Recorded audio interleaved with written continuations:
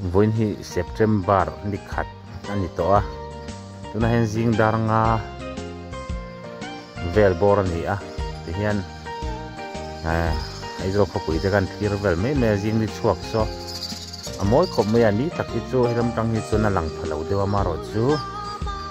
jing ni chuakin ai zo khopui a chun en su te hi amoi khop mai a camera hian amoi zo chi lo dewa te mitlong en hian amoi le zola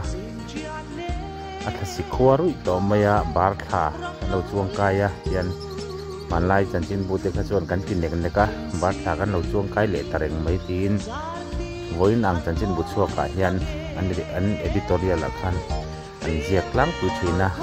tun huwa hi chuan an ziak lang ngai talem lova ti hian September ni khat sang ni som ni pali ni ma saber chu kan lo chuang kai ta bar tha kan ti kha ani a borok po avot var to maya ya jing ni chuak po athasik ni deuh tarui maya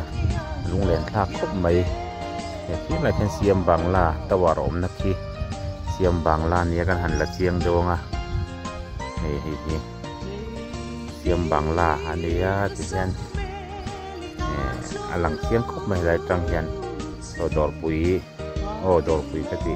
zar kot biakin zar kot biakin te ne heng te hi zoom vak lo me la zoom hian a phe du lu tuka tin solai son dor pui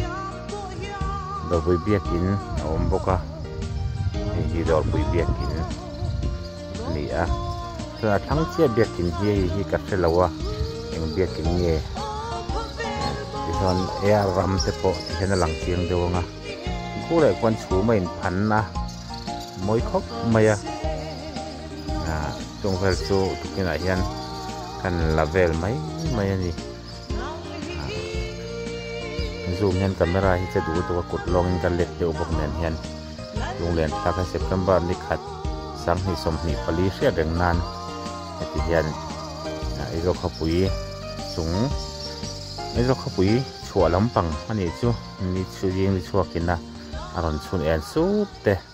thla kan la kol vel ni